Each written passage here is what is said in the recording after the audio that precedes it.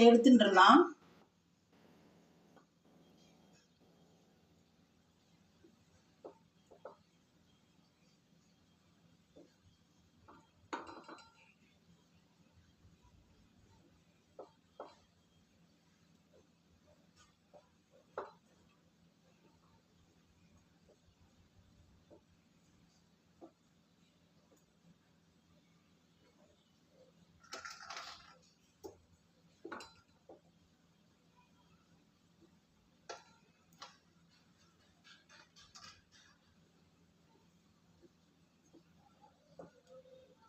அப்படி ஜீரா உங்களுக்கு அடுத்து திரும்பி கூட சுட வச்சுக்கோங்க. ஜீராவை அடுப்பத்தை வச்சு எனக்கு கொஞ்சம் வெதுவெதுன்னு சூடு இருந்துகிட்டே இருக்கணும்.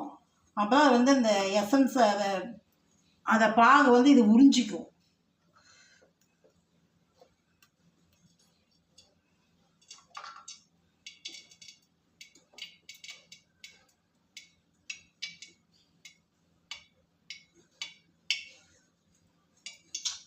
வலிக்கணும் கரண்டி.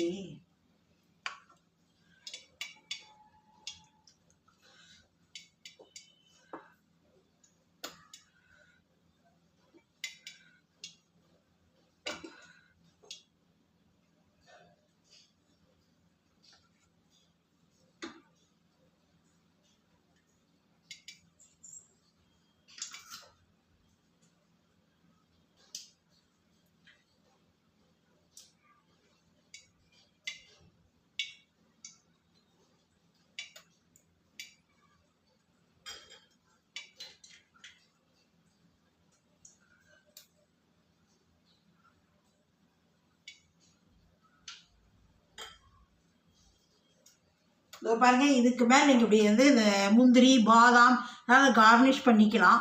பாருங்கோ, பிடிச்சிருந்தா லைக் பண்ணுங்கோ, ஷேர் பண்ணுங்கோ. வந்து புதுசாக பார்க்குறீங்க இப்போ தான் என்னுடைய சேனல் அப்படிங்கிற வந்து எல்லாமே small letters ARK Vasanthi creators அப்படின்னு சப்ஸ்கிரைப் பண்ணிடலாம். சப்ஸ்கிரைப் காட்டும், அது பண்ணிடலாம். ஒரு பெல் காட்டும், டச் பண்ணிடலாம். ஆல்ரெடி ஒரு ஆப்ஷன் காட்டும், அதையும் டச் பண்ணிடலாம். உங்களுக்கு சப்ஸ்கிரைப் ஆகிடும். அப்போ ஒரு வீடியோ பூரா உங்களுக்கு உடனுக்குடன் நோட்டிஃபிகேஷன் ஆகிடும். நிறையா பேர் வீடியோ பார்க்குறேன், ஆனால் சப்ஸ்கிரைப் பண்ணாத பார்க்குறேன். சப்ஸ்கிரைப் பண்ணிட்டு பாருங்கோ. வாங்க வீடியோக்குள்ளே போய் என்ன பாதுஷா பண்ணுறதை பார்ப்போம். Hi friends, welcome to ARK Vasanthi கிரியேட்டர்ஸ்லேருந்து அனந்தலட்சுமி பேசுகிறேன்.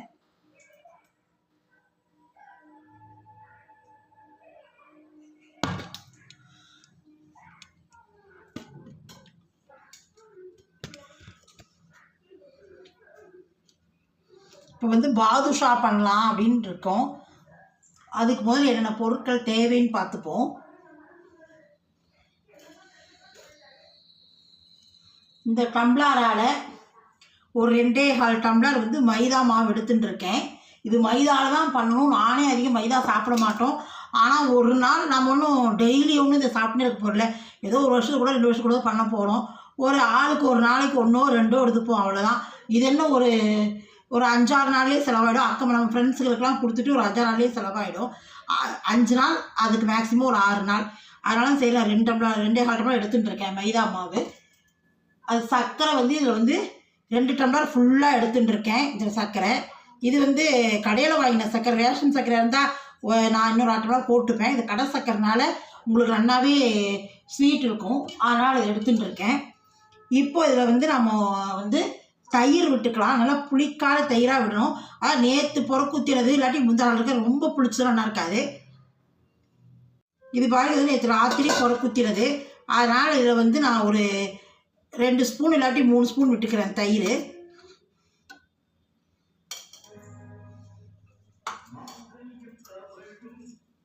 பேக்கிங் சோடா வந்து ஒரு 1/2 ஸ்பூன் போட்டுக்கிறேன். 1/4 ஸ்பூன் போட்டுக்கிறேன். பேக்கிங் பவுடர் 1/2 ஸ்பூன் போட்டுக்கிறேன்.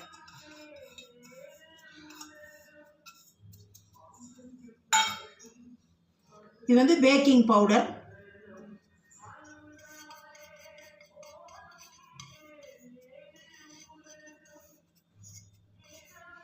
ரொம்ப புளிச்ச நடக்காத தயிர், அதனால் புளிக்காத தயிராக எடுத்துக்கோங்க.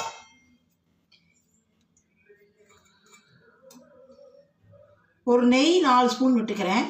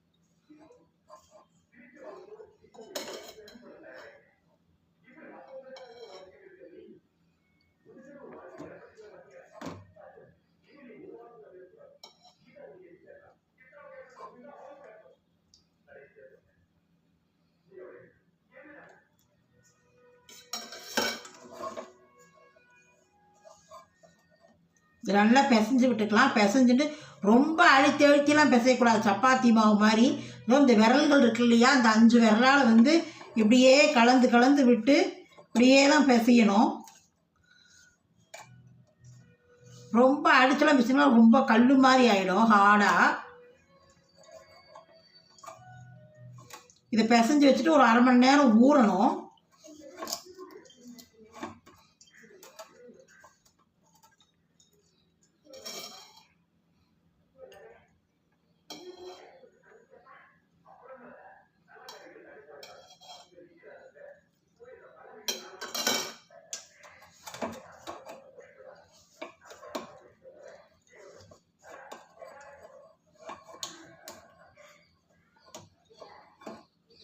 பிசைஞ்சிட்டு காட்டுறேன். இதோ பாருங்கள், மாவு பிசைஞ்சாச்சு. இது வந்து ஒரு 1/2 hour இல்லாட்டி 1 மணி நேரமே ஊறட்டுமே, தப்பே கிடையாது. ஊற வரைக்கும் நல்லா இருக்கும். அப்புறம் மாவு வந்து இப்படி இழுத்தான் பேசணும், இப்படி அடிச்செல்லாம் பிசையக்கூடாது. கொஞ்சம் ஊறட்டும், திரும்பிடும். இது பற்றி நம்ம அதை அப்படியே எடுத்துக்கலாம். இது ஊறட்டும். அப்புறமா நம்ம வந்து ஒரு 1/2 hour கழித்து சிரப்பு, சுகர் சிரப்பு பண்ணி, அது ஒத்த கம்பி பதம் வந்தால் போதும். பண்ணி இதை போட்டு காட்டுறேன். பாருங்க, 1/2 மணி நேரம் ஆயிடுத்து. இதை பாருங்க, இதை எடுத்து இப்படி தான் பண்ணணும், பிசைகிறது. நல்லா ஊறி இருக்கு பாருங்க. 4 ஸ்பூன் நெய், அது பிசைகிற அளவுக்கு தேவையான பால். நான் அளந்து ஊற்றலை, காய்ச்சின பால் இருந்தது, அதனால் அதை விட்டுட்டேன். அளவுக்கு இப்படியே இதை வந்து இப்படி பண்ணேன்னா இப்படி லேயர் வரணும். இப்படி இழுத்தெல்லாம் பாருங்கள், அப்படியே லேயர் வருதா, தெரியறதா, லேயர் லேயராக இப்படி வரணும். இது இருக்கட்டும். நம்ம அதுக்குள்ள வந்து சர்க்கரை பாகு வச்சுருவோம்.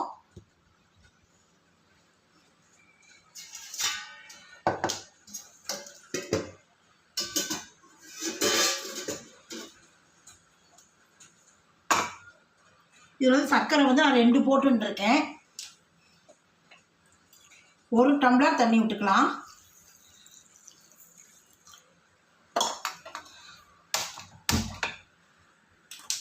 ஒன் ஸ்ட்ரிங் வந்தால் போகிறது.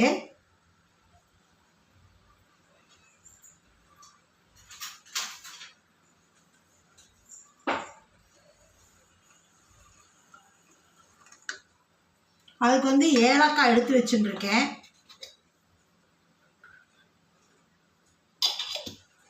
நம்மளுடைய விருப்பம்தான், வேணும்னா விருப்பப்பட்டால் நாம் வந்து இது சஃப்ரான் குங்குமப்பூ போட்டுக்கலாம். அதனுடைய விருப்பம்தான், நீங்கள் விருப்பப்பட்டால் போட்டுக்கோங்க. இந்த சர்க்கரை கரையட்டும், 1 ஸ்ட்ரிங் வரட்டும், காட்டுறேன். இப்போ பாருங்கள், இப்படி நீளமாக வருது பார்த்தீங்களா, நிற்காத இப்படி ஒரே இதாக கோடா. இந்த மாதிரி வந்தால் நமக்கு 1 ஸ்ட்ரிங் பதம் வருதுன்னு அர்த்தம்.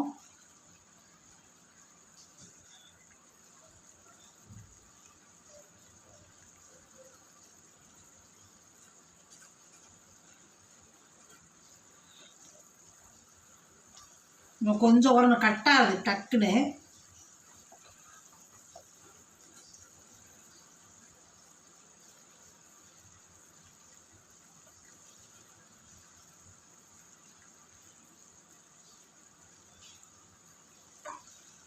இன்னும் 2 நிமிஷம் இருக்கட்டும், கட்டாது.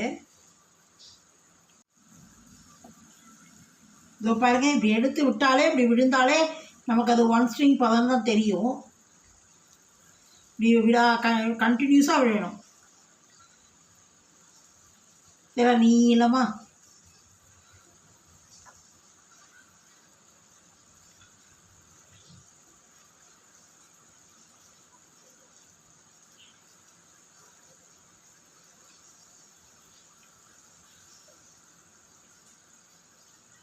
போகிற அடுப்பு ஆஃப் பண்ணிடலாம், இல்லாட்டி இதாகிடும். இப்போ நம்ம வந்து இதுக்கு வந்து இது போலவே மறந்து போச்சு.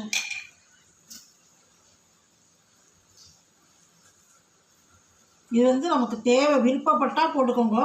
ஒரு 4 இது போட்டுருக்கேன், 4 ஸ்ட்ரிங் போட்டுருக்கேன். ஏலக்காய் பொடி 1/2 ஸ்பூன் போட்டுருக்கேன். இதை வந்து அடுப்பு ஆஃப் பண்ணிட்டோம்.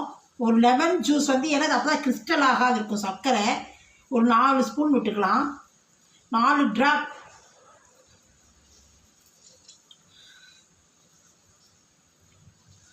அப்போ வந்து நமக்கு இது கிறிஸ்டல் ஆகாது இருக்கும், அப்படியே இருக்கும், சூடாக இருக்கணும்.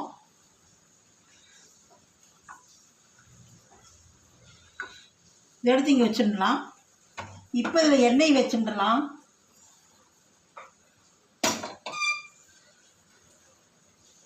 இதை மூடி வச்சுருவோம். சூடு ஆறாத இருக்கட்டும்.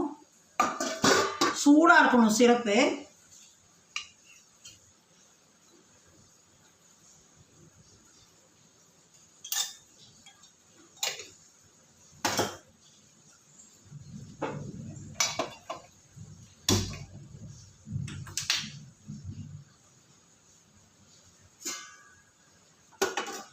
இதை நாம் அதுக்குள்ளே இதை இது பண்ணிக்கலாம்.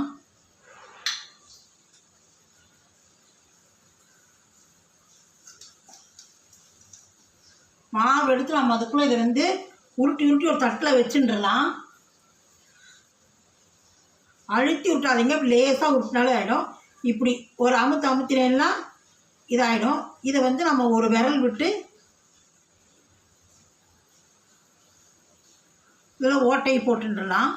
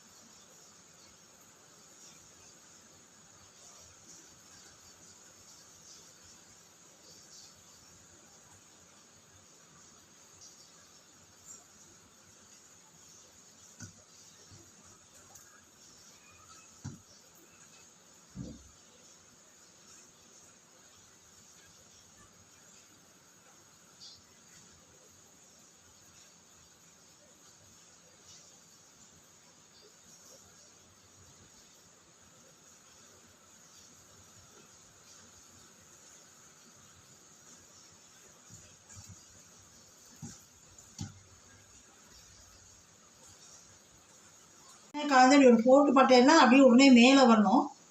அப்போ என்னென்னா எண்ணெய் காஞ்சிருத்துன்னு அர்த்தம். இப்போ இதை போட்டுக்கலாம்.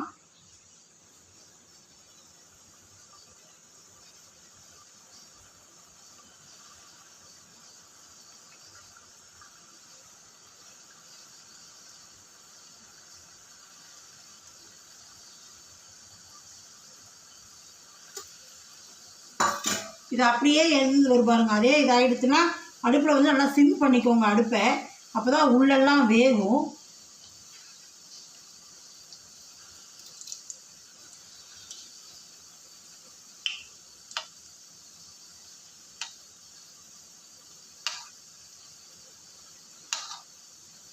இதை அப்படியே திருப்பி விட்டுக்கலாம்.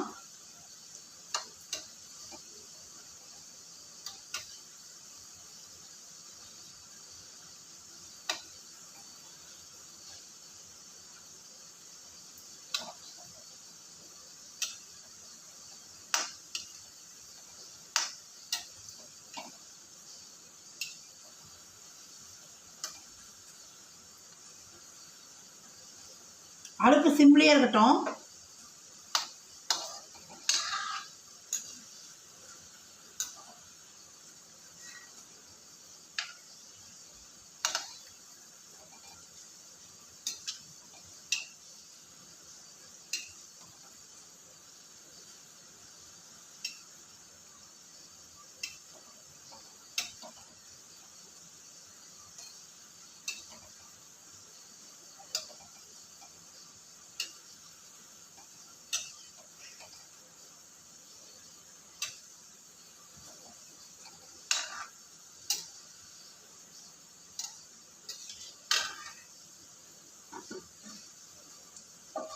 இது அப்படியே நம்ம எடுத்து அதை பாகில் போட்டுடணும்.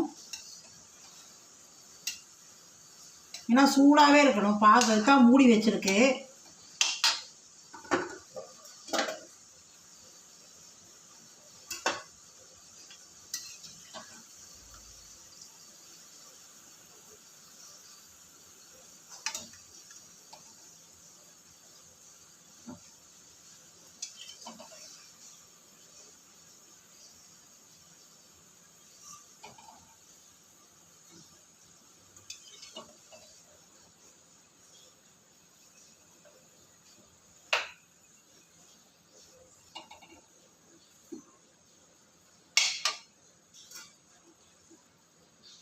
ஒரு 2 நிமிஷம் அப்படியே அதை ஊறட்டும். அப்போ தான் அந்த சிரப்பெலாம் வந்து அதை சூடாக இருந்தால் தான் அதை இழுத்துக்கும்.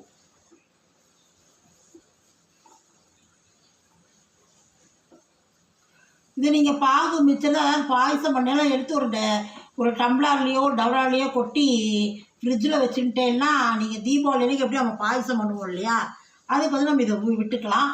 இல்லைன்னா அதாவது குலோப் ஜாமுன் அதே பதம் தான், குலோப் ஜாமுன் பதமே தான் இருக்கும். பண்ணால் நம்ம போட்டுக்கலாம், அப்படி பண்ணிக்கலாம். மிச்சமாயிடுதே அப்படின்னா நம்ம கவலைப்பட வேண்டாம். இப்போ அடுத்தது நம்ம அதே மாதிரி அது 2 நிமிஷம் ஊறட்டும். அடுத்து நம்ம அந்த மாதிரி எல்லாத்தையும் உருட்டி வச்சுருவோம்.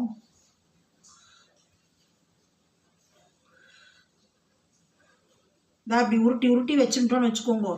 தட்டி டக்குன்னு நம்ம உடனே எடுத்து ஒரு 6-7 போட்டு எண்ணெய்க்கு தகுந்த மாதிரி போட்டு நம்ம அதில் போட்டுருவோம்.